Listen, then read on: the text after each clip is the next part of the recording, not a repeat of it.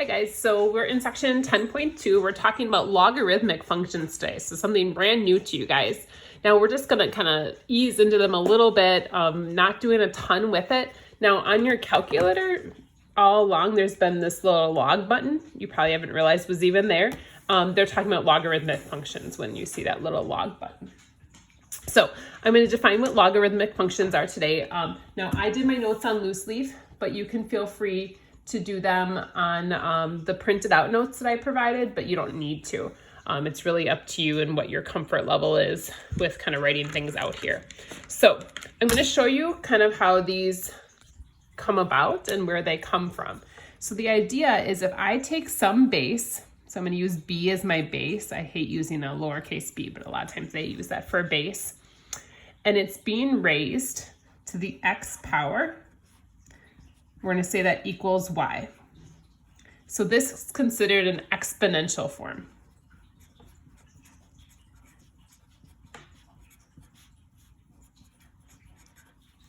Now, what we're going to learn today is that can be interchanged with logs. So logs and exponents really connect very closely. So what I can do then is rewrite this using a logarithm instead. So I'm going to do log.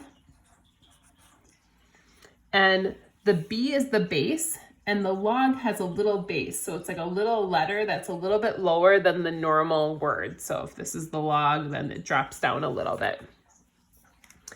And log base b of this y, so y is on the same level as log, I probably should have written that on the line, equals x. So these two are interchangeable. So this and this are exactly the same thing. So we're going to work with things that look like this today and switch them over to this. This is logarithmic form. So the biggest thing is this base is supposed to be dropped down below this log. So again, I probably should have written it this way. So log and y are on the same line, and so is x, and then the b is just dropped down below. So this b and this b are the same. This y and this y would be the same number, and then this x and this x would be the same number. And I can show you with actual numbers what I mean by that. So if I have something that's an exponential form, like 2 to the third power equals 8. That's a true statement. 2 to the third power is 8. Now, if I wanted to switch that over to logarithmic form, so this would be exponential form.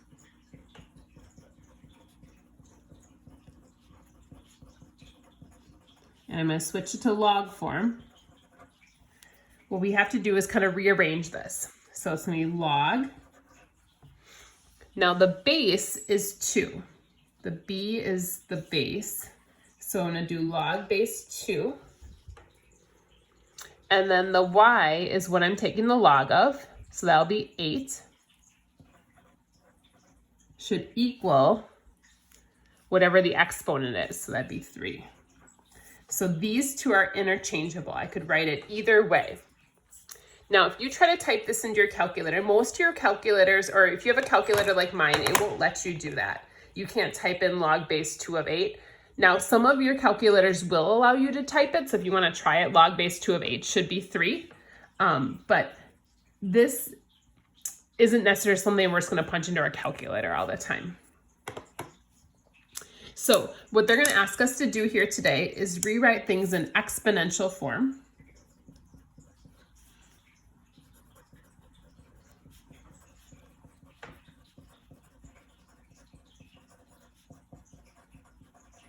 So if I have log base 3 of 243 equals 5.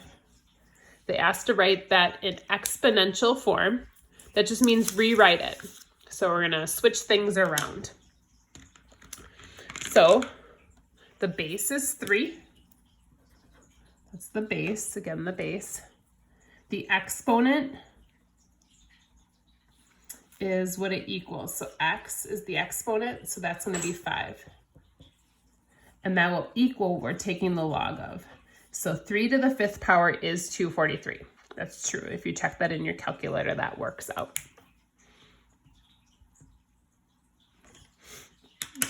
Or they can ask us to go the other way with things. So if they say to write in logarithmic form,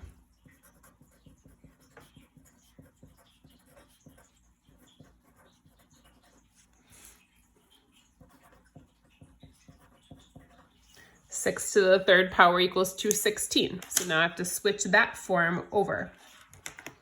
So it's going to be log. The base is the big number, so that's 6, and it actually becomes the really small number in the log. What I take of the log is what it equals. So the exponential form, this y, is what I'm taking the log of. So 216 will equal this exponent, which is 3. So kind of being able to rearrange things is going to be helpful just to get comfortable with these types of problems.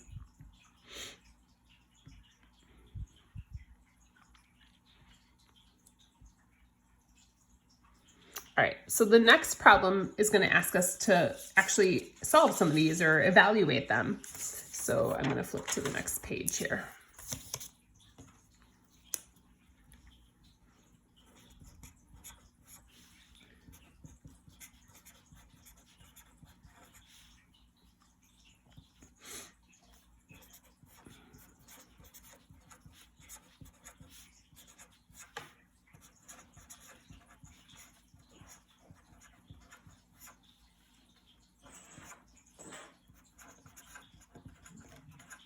All right, so these are all really similar examples. That should be a 25 there. But just slight differences that make them tougher. So I'm going to tell you guys it kind of goes easy and then can become more complicated, maybe medium and hard. So on this problem, they're asking us to evaluate these. Log base 5 of 25. Now again, some of your calculators may be able to have you guys put those in. I would like you guys to not depend on your calculator for this. So if you have a calculator that allows that, great, but I would suggest trying to write it out as well. What they're asking for is, what does this equal? So they're asking, what is that going to be? So again, I'm going to rewrite it in exponential form. So my 5 is my base.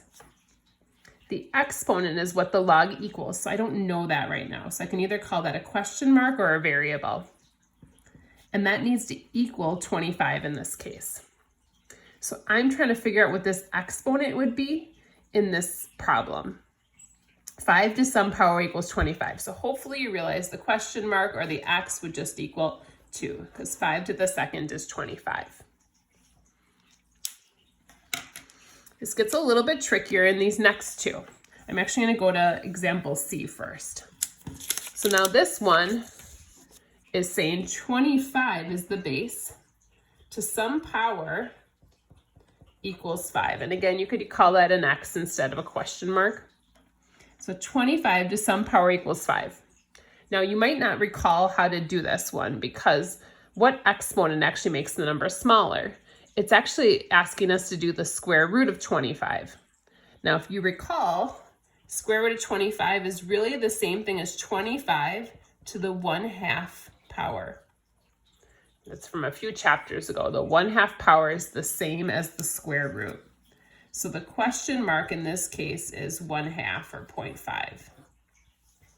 Now, if you had absolutely no idea about that, if you tried 25 to the first power and got 25, hope you'd say like, wow, that's too big. I'm going to go smaller. So I'm going to go 25 to the -1. Well, that's too small. So I need to go somewhere in between 1 and -1. So that might make you think, well, let's try a decimal, like 0.75. Well, that doesn't quite work. That's still too big. 25 to the 1/2 or 0.5 is our 5. So there are ways to use your calculator for this to kind of help you out. That makes us think about this type of problem then here. So again, I'm doing 5 to some power equals 1/125. This one's a little bit different. Do you remember how to make something go into the denominator with an exponent? In order to make a fraction, this needs to be a negative exponent. So like, for instance, let's think about this a little bit. 5 to the -1 is really 1/5. 5 to the -2 is 1/5 to the second, or 1/25. 5 to the negative 3 is 1 over 5 to the third, which is 1 over 125. And so our question mark in this case would be negative 3. Now again, if you're struggling with this, you could try it in your calculator. So if I do 5 to the negative 1 power and realize that's 0.2, that might not be helpful. That's the same thing as 1/5. So kind of playing around with this a little bit with your calculators is perfectly acceptable. So I'm going to pause for right now just to keep our videos kind of a relatively normal length here, and stop for today or for this video.